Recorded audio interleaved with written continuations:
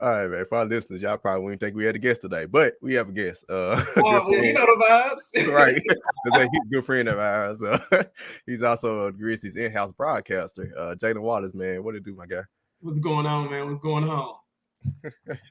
Not much. Man, too. Man, nah, well, I said Jaylon know the vibes because like I actually saw this guy grow up. Like him and my brother were best friends like in middle school. So man, to see you from middle school to high school, we went to U of M together to now, bro. I just gotta say before we start, bro, hats off.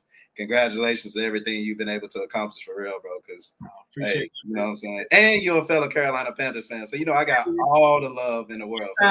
Keep pounding. But of course, he's everybody's favorite cameraman. Of course, we're gonna talk about your viral moment. But what made you want to be behind the camera? Man, honestly, man, I love basketball, man. That's my favorite sport. It's a family sport. I was never the most skilled at it, so I wasn't able to actually play it like the rest of my family. But I love watching it, so I was like, why not? You know. And it made you want to just like I want to be able to like record people at their best, like on the basketball court. I mean, what was that moment to make you like I want to be able to like record and film, you know, baskesketball, like because you're on the court, like you got to have some kind of passion for it and like where to start. Yeah, nah, for sure you do, because like you got to really know what's going on, man. Really, I saw the opportunity one day from a friend who went to University of Memphis with me, and he was like, "Hey, if I bring you down here, you know what you're doing?" I was like, "No, I don't know what I'm doing, but I can fake it." And I faked it all the way here, and I'm still doing it. So, nah, but obviously you're doing something good, bro. Like you're doing something good. So it was like, what's it been like? You know, what's your experience been like working with the Grizz, working on the court? Oh man, so I like to tell people all the time. Me and John Morant was a deal together because I started the same year he got drafted. So if I didn't get hired, he wasn't coming. So that's how it was gonna be. But nah, it's been cool, man. Every game is a different experience. Every game I'm there and I'm like, these are like really the NBA players. Like this is how they do it. This is them warming up, like, which is actually my favorite thing. Just sitting there watching them warm up. The game time is cool, but like just seeing them in their natural habitat before the game is like that's crazy. Like they're really there. So it's cool though. I love it. So it's like a lot of people see people behind the camera and be like, I can do that, you know what I'm saying? That can be like the funnest thing. But what do you think like makes your job challenging? Because a lot of people would see, you know, just holding the camera. Everybody got the camera nowadays. I can do this and that. But what when it's time to flip that switch, what like talk about that? Man, honestly, it's because everything is live and it's real fast paced. So it's like every second something different happens. You can't predict what's going to happen during the game. You can't predict what's going to happen in the crowd. So everything is just fast paced. So it's like, yeah, it may be easy to just hold the camera and do this, but you got to be able to react and see things that other people wouldn't notice going on. So it's a fast paced event. So that's the hardest part. Okay, you just answered my question. So I would guess I would say like, or I guess I would ask, favorite moment since you've been a camera guy. Ooh, oh man, can I give you two of them? That's fine. That's two. fine. I got two, man. The first one it's got to be a LeBron moment. I'm a LeBron fan. I think it was like 2 seasons ago. He was hurt for a while, and we didn't know if he was going to play. He was like a game time decision, and I'm standing like right where the away team runs out. All the other players came out. And I'm standing there, and the guy grabs me on my shoulder. He's like, "Let me get by."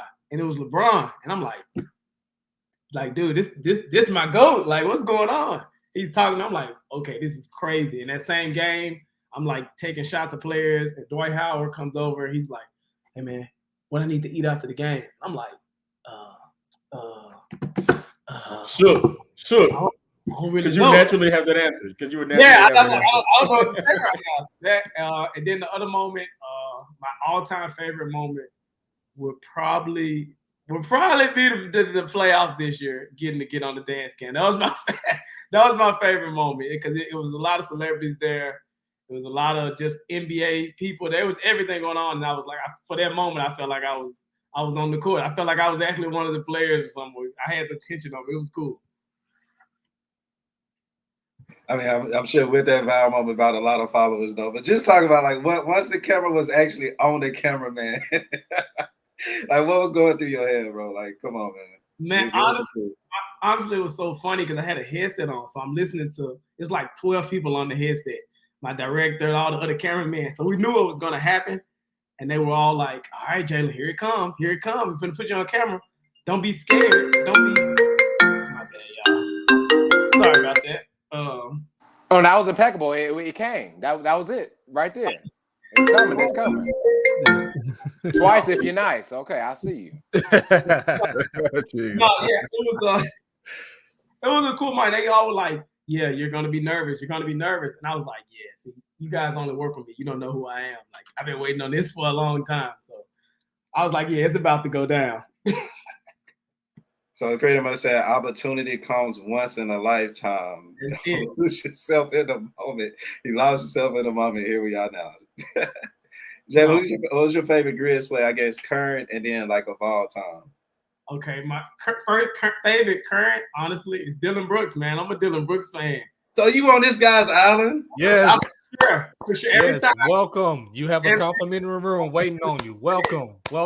He's welcome. I'm going to say, Trevor, don't say welcome. Trevor, don't say welcome because you, Daniel, was ready to rent the place out 2 weeks ago. Complimentary house. He got a complimentary penthouse. About a week ago. We the one for somebody to come on. I still own it right now, though, so it is what it is. It was. I'm Dylan Brooks all the way, man. But like my favorite all time Grizzly, oh man, I probably have to go Mike Miller. Mike Miller was like I knew I wasn't athletic when I was younger, so I saw a guy that could just shoot. I was like, I can learn how to do something like that. So Mike Miller was like that go-to guy for me. But I'm definitely a Dylan Brooks stan, man. So I would assume that you're a Steph Curry fan as well, in general. Yes, I am, until he started taking away championships from LeBron. And that's when we started our beef. That's when it started. Oh, so question for me. I'm a big proponent of, I believe the FedEx Forum is one of the most, it's definitely like, it has its home court advantage. So for you, somebody that works pretty much every home game, for somebody that's literally on the floor, and you just talked about the experience that came with the playoff games, like, can you describe for someone that may have never been to the FedEx Forum, that may have never seen this version of the Grizzlies, like describe what the Grizzlies atmosphere is like? Must see TV. Like that's it. Like they may not be the best team that the Grizzlies ever had, but they're the most exciting. Like it's like I was there for the grit and grind days, even the Gasol first time making the playoffs against the Spurs, all that, and that was fun. But it's just the energy in there now is so different. They carry themselves so different. It's a certain swagger about the team that's just it's infectious to everybody there, and it's crazy. Like it really, if I'm having a bad day and I go work one of those games, that day doesn't even matter anymore. Win or lose, because you know you're gonna see something that you did not expect to see. So it's insane. Like anybody who hadn't been to a game there live, I recommend it highly to go, because it's like it's something that you might not ever get to see again, especially here, because I think that some of these players are once in a lifetime players for this franchise, for sure. All right, so interesting question for you here, Jaylon. I'm going to pose to you. You talked about Mike Miller, and you talked about Thong Sandals Brooks as well. So my question to you is, if you were able to construct a big three, who would be your big three? And I'll give you a sub off the bench as well. So give me your big three of all-time Grizzlies, and then a sub as well to come off the bench for them. Okay, that's a tough one. So big three, you said all-time Grizzlies, right? Yes, all-time. Yep. All right, I gotta go Ja Morant. You need that. I'm gonna go Rudy Gay. As far as talent and skill-wise, I'm gonna go Rudy Gay. All right. To round it off, I'm a big fan. I'm gonna have to go Pau Gasol. I think, in my opinion, he is arguably the best Grizzly we had. I think he was. I know some people may think Mark Zebo. I think Pau did more with a lot less, honestly. And then my sixth man, easy, Mike Miller, right there. I'm good. That's my big three. That's it right there. I feel like I got a good at least generation of the Grizzlies in there somewhere. So I think that'll work. I like that. Well balanced. I like that. Nice. Yeah. Yeah, super nice. That's a lot of Grizzlies to go through. So Jaylon, did you get so during the COVID year? Were y'all still filming and everything? Like yeah, I was still on the floor. I had to get like a lot of special passes and had to do I had to do 2 COVID tests before every game. Yeah, it was like insane. I was there during the whole COVID year. It was different. It was real different. That was my next question. Like, how was it? Just how was the atmosphere with how many fans were there? Like 20%. It was very like interesting thing. So at first there were no fans at all, however. But I knew people had like season tickets, I guess. But the first game when we started seeing people was the Lakers game. It was I walked in there and I saw people and I was like, it was almost weird because we had like 12 games already and I was like, nobody's been here. And then fans started coming. But it was the best part about it was you could hear everything. You could hear everything. And I think that was fun because it was almost like an open gym with your friends and guys just trash talking. So you was able to hear players that you never thought would be talking trash, and the players you thought were talking trash, they would be the quietest. So that was the best part about it. It was like the trash talk. It was different, but that was cool to just hear everybody really, really talking. And you was like, oh snap, like it get kind of real out here. So that was the part. That was cool.